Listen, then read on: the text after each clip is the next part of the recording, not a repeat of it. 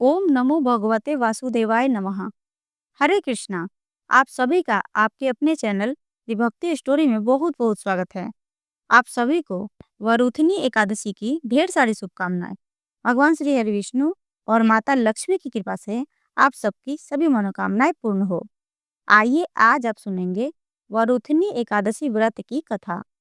सनातन धर्म में एकादशी तिथि का विशेष महत्व है। इस व्रत को हर महीने के कृष्ण और शुक्ल पक्ष की एकादशी तिथि पर किया जाता है। इस तिथि पर जगत के पालनहार भगवान श्री हरि विष्णु और माता लक्ष्मी की विशेष पूजा अर्चना करने का विधान है।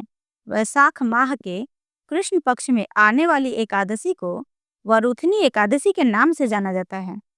इस दिन भगवान विष्णु के वराह स्वरूप की पूजा की जाती है।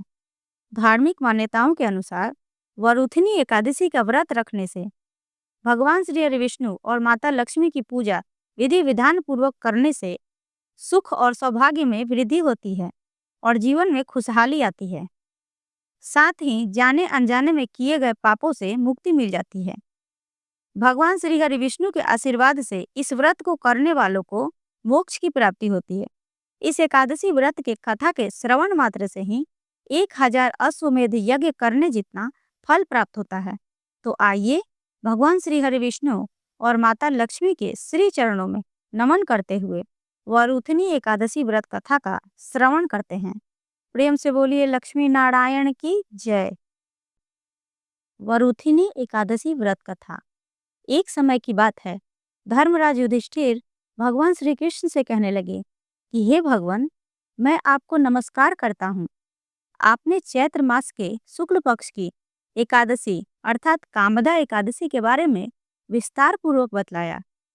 अब आप वैशाख कृष्ण एकादशी का क्या नाम है तथा उसकी विधि एवं महत्व क्या है, कृपा करके मुझसे कहिए। भगवान श्री कृष्ण ने कहा, हे राजेश्वर, वैशाख मास के कृष्ण पक्ष की एकादशी को वरुथनी एकादशी के नाम से जाना जाता है।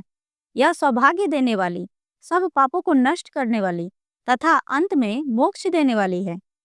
इसकी महात्म कथा मैं आपसे कहता हूँ, ध्यान पूर्वक सुनो। प्राचीन काल में नर्मदा नदी के तट पर मांधाता नामक राजा राज्य करते थे। वह अत्यंत दानशील तथा तपस्वी थे। एक दिन जब वह राजा जंगल में तपस्या कर रहे थे, तभी न जाने कहां से एक जंगली भालू आया और राजा का पैर चबाने लगा।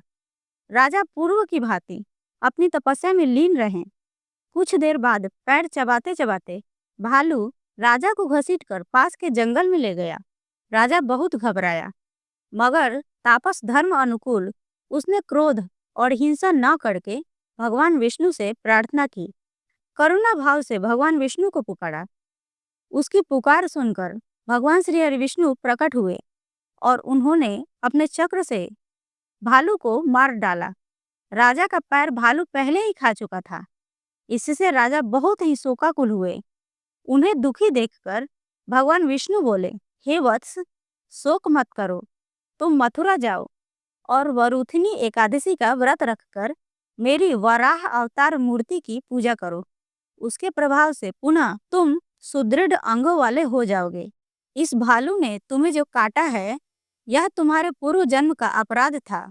भगवान की आज्ञा मानकर राजा मंधाता ने मथुरा जाकर श्रद्धा पूर्वक वरुथनी एकादशी का व्रत किया। इसके प्रभाव से राजा शीघ्र ही पुनः सुंदर और संपूर्ण अंगों वाला हो गया। इसी एकादशी के प्रभाव से राजा मंधाता स्वर्ग को गए। जो भी व्यक्ति भय से पीड़ित है, उसे वरुथनी एकादशी का व्रत रखकर भगवान विष्णु का स्मरण करना चाहिए। इस व्रत को करने से समस्त पापों का नाश होकर मोक्ष मिलता है। इस प्रकार वरुथनी एकादशी व्रत की कथा पूर्ण हुई।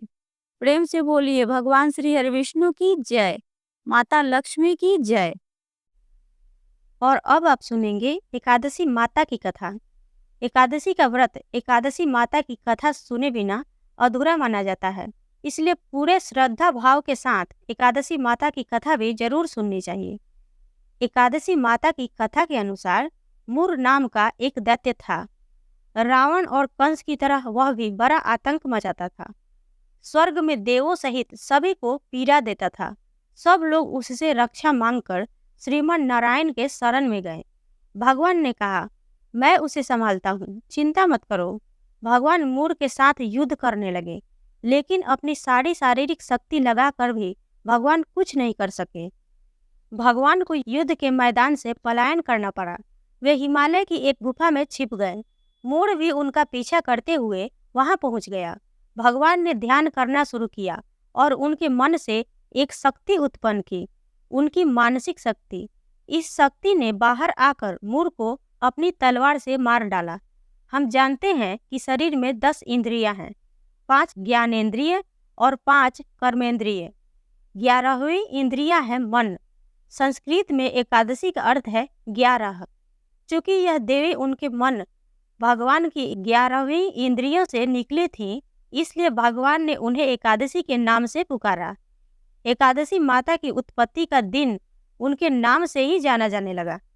माता एकादशी के अंतिम चरण के दौरान उत्पन्न हुई थी, इसलिए इसे जयंती कहते हैं।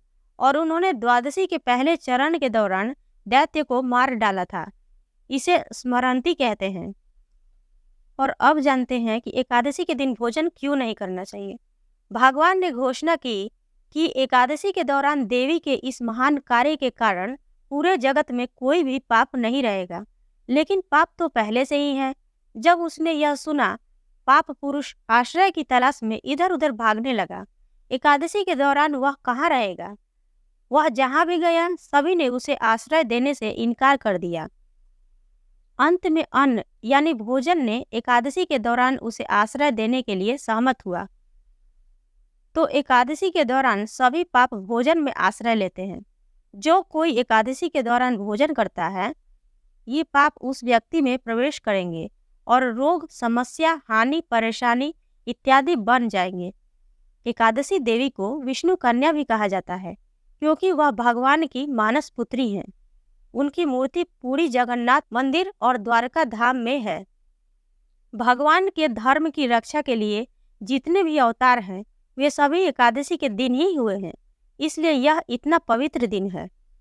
इस प्रकार एकादशी माता की कथा पूर्ण हुई। प्रेम से बोलिए एकादशी माता की जय, भगवान विष्णु की जय। और आइए अब सुनते हैं राजा धर्मकीर्ति की कथा। मालव मुनि का भद्रशील नाम का एक पुत्र था। भद्रशील ने छोटी उम्र से ही एकादशी व्रत का पालन करना शुरू कर दिया। मुनि ने उन्हें ऐसा करने के लिए कभी नहीं कहा था। एक बार मुनि ने भद्रशील से पूछा कि उन्हें इस व्रत को करने किसने कहा है।